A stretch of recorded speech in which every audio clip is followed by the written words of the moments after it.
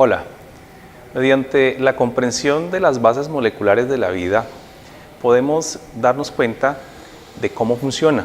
El curso de Fundamentos Bioquímicos del Deporte 1, uno de los propósitos es ese.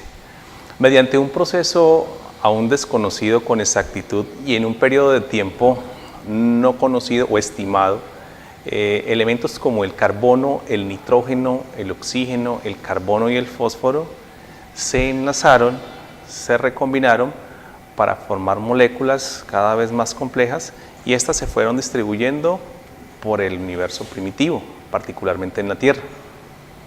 Ellas tuvieron la facultad de encriptarse mediante una membrana celular y es lo que hoy en día conocemos como la vida. Pues bien, desde ese momento se crea la célula como tal y es aquella estructura que da origen y función a los seres vivos. Podemos encontrar dos tipos de ellas. Unas son las eucariotas y las otras son las procariotas. La diferencia entre ellas dos radica en la organización intracelular de sus componentes, principalmente del material genético. En las células existen diferentes componentes, tales como iones, agua, moléculas orgánicas pequeñas como lípidos, carbohidratos y aminoácidos. Empecemos con el agua. El agua es uno de los componentes más importantes del planeta Tierra y por ende de nosotros los seres vivos. Ella tiene la facultad de disolver una gran cantidad de sustancias que sean afines con su polaridad. Estructuralmente está compuesta por dos átomos de hidrógeno y un átomo de oxígeno enlazados mediante dos enlaces covalentes. La característica principal del agua es su polaridad y gracias a su polaridad goza de la facultad de formar puentes de hidrógeno.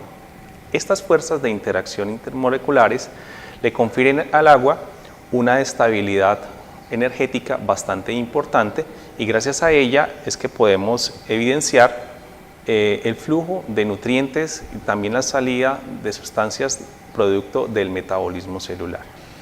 Dentro de las interacciones entre las moléculas de agua encontramos los puentes de hidrógeno, los cuales son los responsables de promover o de dar las características a las moléculas de agua en sus diferentes estados, sólidos, líquidos y gaseosos. Los puentes de hidrógeno son enlaces débiles y son formados principalmente por fuerzas de atracción entre los oxígenos con carga negativa y los hidrógenos con carga positiva, de acuerdo a las distancias en las cuales se encuentran las diferentes moléculas de agua. Entonces se forman o se deshacen los puentes de hidrógeno constantemente. El agua es una de las moléculas más importantes en los seres vivos, puesto que facilita las reacciones metabólicas, amortigua los cambios de temperatura y da flexibilidad y elasticidad a los tejidos.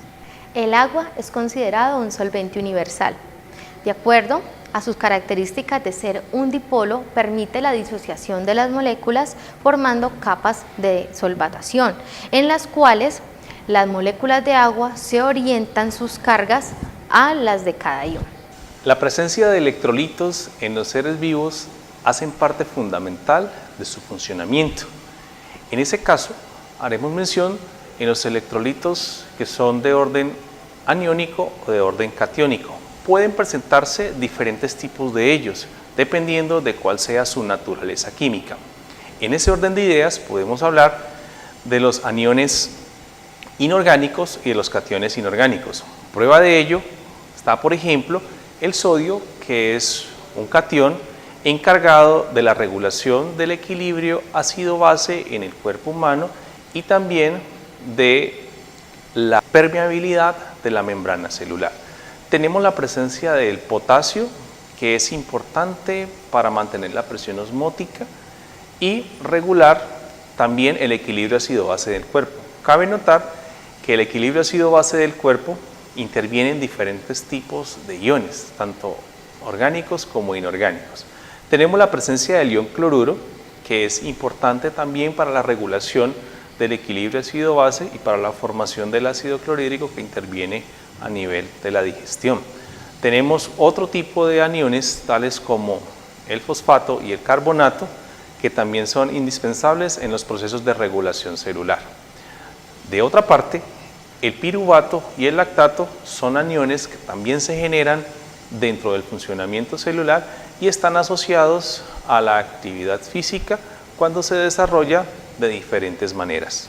Para comprender la materia viva es necesario conocer que ésta está conformada por moléculas inanimadas que conforman al igual la materia inerte, que es algo más que la suma de sus partes y que se organiza desde lo simple hacia lo complejo, dando variedad e identidad a las diferentes especies que conforman nuestra biosfera.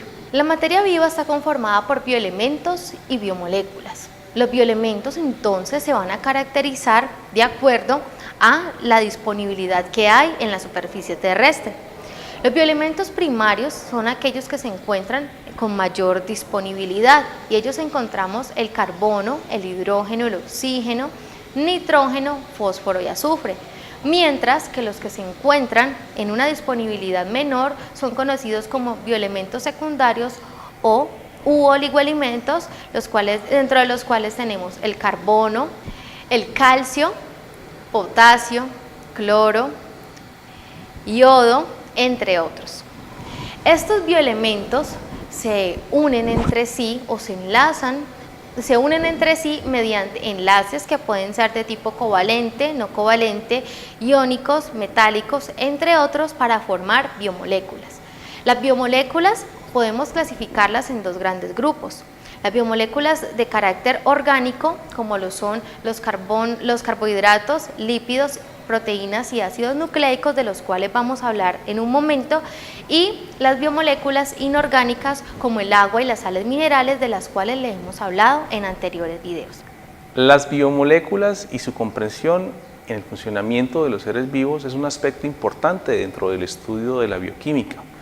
Para ello, no debemos perder de vista cuáles son los grupos funcionales que participan en la estructuración de este tipo de sustancias. Por ejemplo, en el caso de los carbohidratos, son compuestos que tienen la presencia de grupos funcionales tales como el grupo carbonilo, característico de aldehídos y cetonas, y los grupos OH, que son considerados grupos hidroxilo. Estructuralmente podemos decir que los carbohidratos son polihidroxialdehídos o polihidroxicetonas, y existe una gran variedad de ellos y se pueden encontrar en diferentes formas de organización. Tenemos los aminoácidos, que son los ladrillos estructurales de las proteínas que se unen a través de un enlace llamado peptídico. Del mismo modo, en los carbohidratos tenemos la presencia del enlace glucosídico y gracias a él es que se pueden ir formando estructuras cada vez más complejas hasta llegar a hablar de los polisacáridos.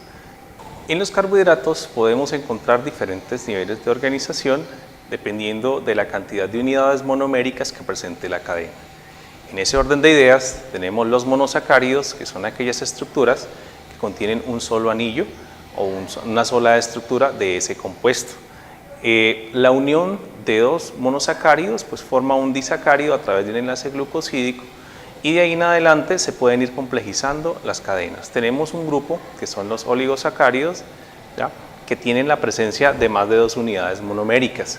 En el caso de los polisacáridos, el prefijo poli significa varios, tenemos la unión de varias moléculas monosacáridas para la utilización de diferentes tipos de energía. En el caso particular, siendo algunos ejemplos, podemos mencionar algunos de ellos, como por ejemplo el almidón, tenemos la celulosa, tenemos la quitina y tenemos el glucógeno, que es un polisacárido de almacenamiento a nivel hepático y a nivel muscular de suprema importancia, especialmente en la actividad física.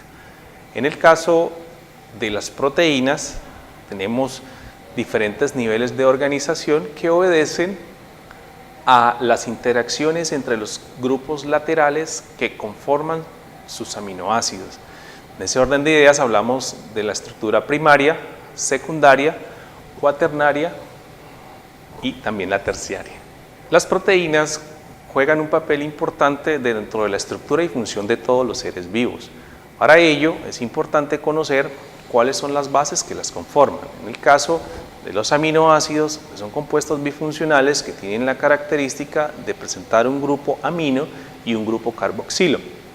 Y aparte de ello, tenemos la presencia también de un carbono asimétrico o centro quiral que también proporciona características importantes en este tipo de sustancias. Pueden cumplir funciones como estructural, de reserva, enzimática y hormonal. Todas ellas convergen en un proceso homeostático que se encarga de mantener el equilibrio del cuerpo. Los ácidos nucleicos son los responsables de la transferencia de información genética de una generación a otra. Ellos están conformados por nucleótidos que se encuentran plenamente identificados por las ciencias químicas y bioquímicas. Tanto el ADN como el ARN presentan una estructura similar, la diferencia es en una de sus bases nitrogenadas. En el caso del ADN tenemos la presencia del grupo fosfato, una base nitrogenada y un nucleótido. En el ARN pues tenemos también la presencia de un fosfato, de una base nitrogenada, pero el cambio del nucleótido es lo que diferencia estas dos estructuras. Cada una de ellas tiene una función importante dentro de la vida misma. Es la transmisión de las características hereditarias de una generación a otra. Cabe notar que el ARN es el responsable de la síntesis de proteínas dentro del ribosoma de la célula, aspecto supremamente importante para la regeneración de tejidos y el mantenimiento de los diferentes órganos del cuerpo. Por último, los lípidos son biomoléculas supremamente importantes para los seres vivos. Ellos están constituidos por ácidos grasos que pueden tener diferentes tipos de características, principalmente en la parte estructural. La presencia de insaturaciones o no dentro de la cadena del ácido graso le confiere unas propiedades especiales y asimismo sus beneficios o perjuicios en los sistemas biológicos. Ellos pueden ser saponificables o no saponificables y se constituyen también en una fuente importante de energía para los seres vivos. Si comparamos la eficiencia energética de los lípidos con respecto a los glúcidos, podemos decir de que aportan el doble de energía que este tipo de compuestos. Por eso la importancia de consumirlos de una manera muy regulada, porque su consumo exagerado puede generar diferentes tipos de complicaciones a nivel de la salud.